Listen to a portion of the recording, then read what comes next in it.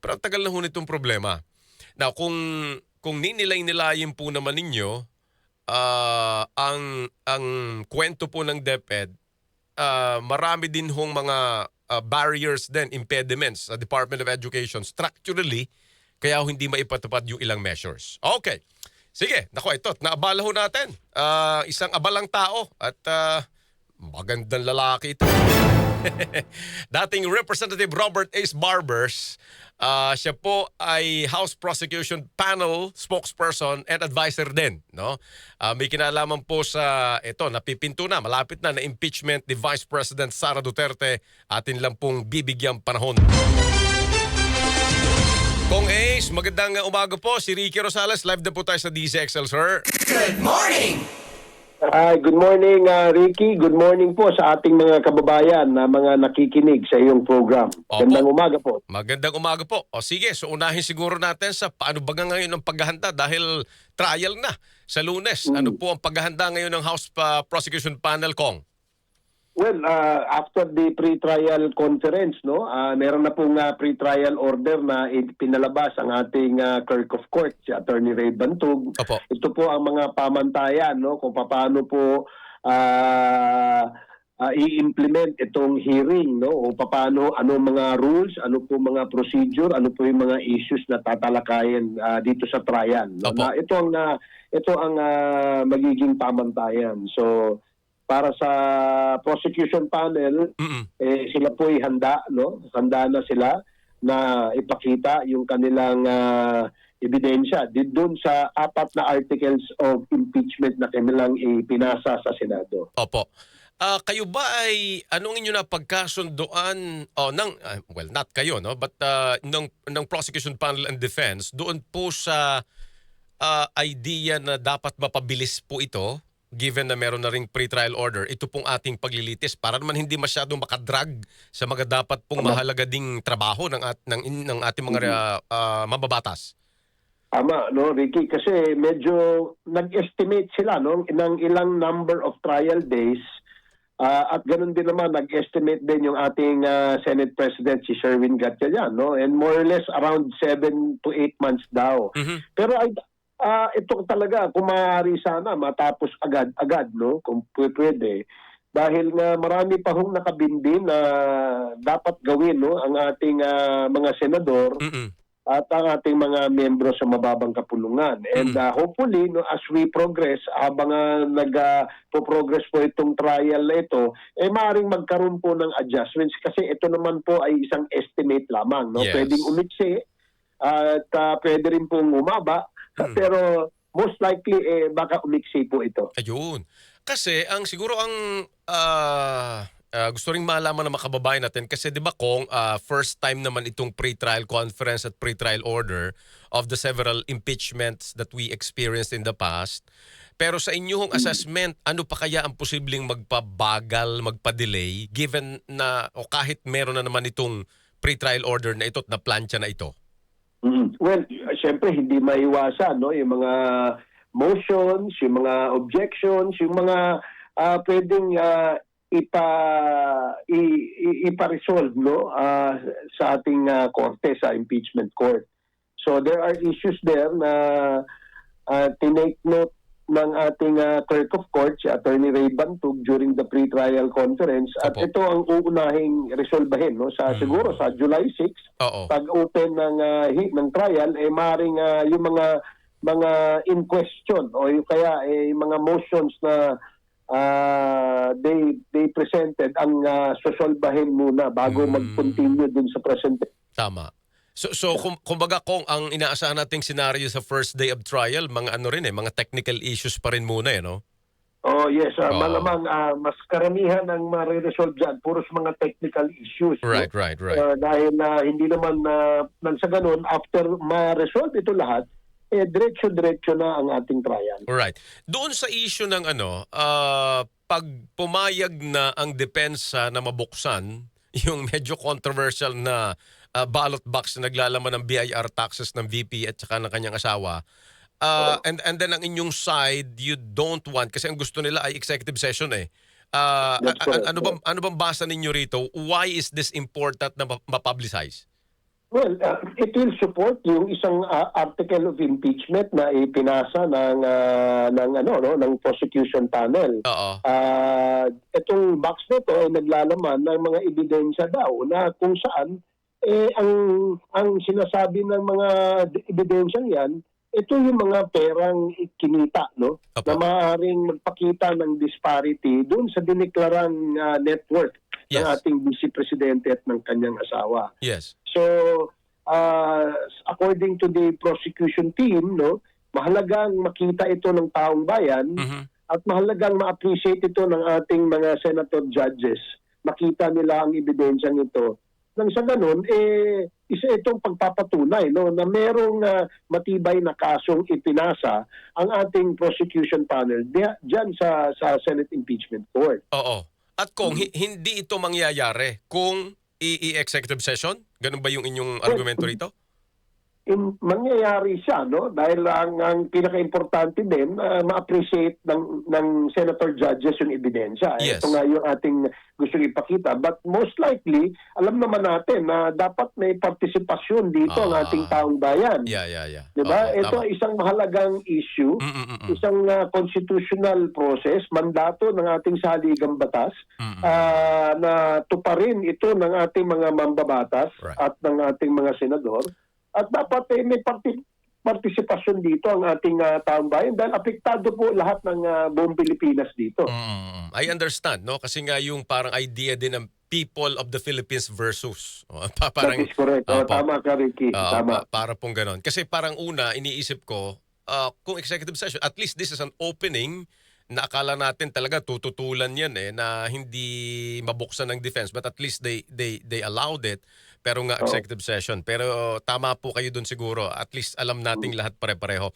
Okay. Oo, kasi mahalaga yan para sa atin, no, na dahil lalo na't nagdeklara ng interest pagtakbo bilang Pangulo ang ating Vice Presidente. So dapat makita natin kung meron bang betrayal of public trust sa kanyang hindi sunod sa probisyon ng ating saligang batas, etc. etc.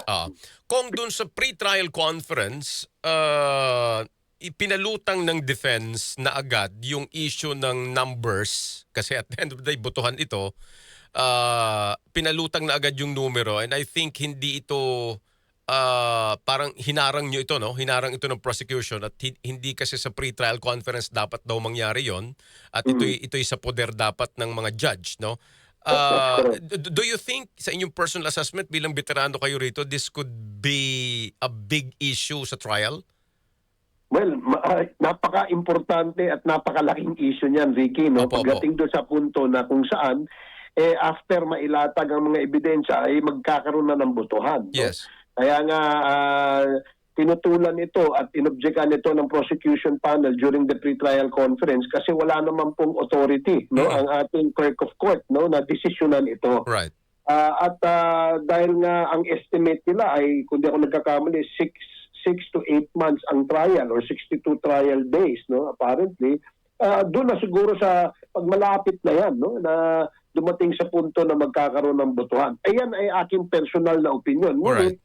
Kapag ito naman ay in-insist, no, ng ating prosecution panel while the trial is ongoing and while the court is convened, pwede na kaagad desisyonan ito ng ating korte, no, kung ano ba ang basihan sa pagboto, no? Dahil napakahalaga po nito. Oo, kasi ngayon nga may mga development kong si Senador Marcoleta within the week posibleng masuspende ng Sandigan Bayan, and parang si Senator Chis nakaumang, si Senador Joel Villanueva, but ang senaryo na naiisip ko ay baka this could drag the impeachment proceedings a little longer, no? Tama. Pero naka-factor in na yan, ano? Naka-factor in na yan doon sa 7 to 8 months o 6 to 8 months, ano? Yes, naka-factor in yan kaya nga estimated number of days ito, no? Right. Kasi kasama na rin dyan, siyempre, yung pagtalakay ng napaka-importanting punto dyan sa trial, which is the voting, no? I'm sure, no, mahalaga na na maisip ng ating korte, ng mga senator judges, na itong trial na ito ay isang pagpapakita ng pagsunod, no, sa provision ng ating saligang batas na nagsasaad ng accountability mechanism. Mhm. Kahit sino ka pa sa gobyerno, ikaw ba yung pinaka-powerful, pangalawang pinaka-powerful, or yung pinakamababang membro na o lingkod bayan, no? Ito ay isang mekanismo na kung saan, kung ikaw ay naka-violate ng mga provision sa ating batas, magkakaroon ng mechanism o mekanismo na maging accountable ka or liable ka kung ito ay mapatunayan sa isang trial. Ayun. Okay. Then final point, Kong Ace, yung usapin na parang sa mga susunod na araw, maglalabas pa rin kayo ng announcement tungkol sa mga private prosecutors. Ayan, parang dumadagdag yung mga nagsasalita. Inaangguluhan ito ng iba na hindi raw, pag-demonstration daw ito ng hindi pagiging handa ng House Prosecution Panel. Paano nyo ba pinag-uusapan? Of course, this is public perception ko. Kailangan masagot ito. Yes, tama. Ricky, hindi natin maalis na gano'n yung isipin nila. Yung iba naman dyan, talagang gumagawa lang ng kwento. Yes. No? Wala pong katotohanan yung sinasabing hindi handa. In fact, nung hearing pa lang sa Kongreso, doon sa Committee on Justice, ay pinaghandaan na po ito ng mga membro ng Committee on Justice at yung mga napiling magiging prosecutors, no, ng House of Representatives. So lahat po ng kanilang ebidensya, lahat po ng kanilang transcript ng hearing na yan ay nandyan na rin po, no? Sinama-sama na rin po yan. Nang sa ganun, mapatibay nila yung kanilang mga articles of impeachment na kanilang ipinasa sa Senado. Alright, sige. And then finally, Kong, tatanong ko lang ito, this is something like assessment nyo na din, veterano kayo, nakita nyo na yung mga previous impeachment. Kasi before, si dating Senate President Frank Drilon, may sinasabi siyang parang agam-agam niya na baka magkaroon ulit ng walkout, kagaya nung nangyaring impeachment kay former President Estrada. Pero ito naman, doon sa envelope naman ito, na mukha naman ngayon medyo iba kasi pumayag na yung defense na buksan yung nagiging controversial na ballot box eh. On your personal assessment sa inyong scenario building, will this likely occur or happen or wala kayong nakikitang ganyan? Ako personally, personal opinion ko lang ito, Ricky, no, sa takbo ng nakikita ko. Kasi nga pumayag ang ating defense panel na buksan. Ang pinag-uusapan na lang dito, hindi yung pagbubukas, kundi yung ito ba ay isa sa publiko o ito ay under executive session. So medyo, kumbaga yung apoy ay medyo humina ng konti.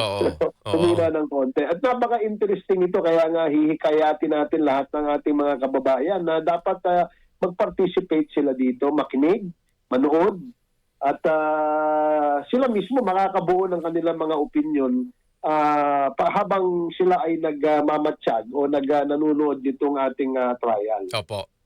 Medyo intrigang question na last. Kung sakali bang magkaroon ng pagpigil sa ebidensya ulit or sa publiko nito, ang prosecution ba ay manghihikayat sa mga taong bayan to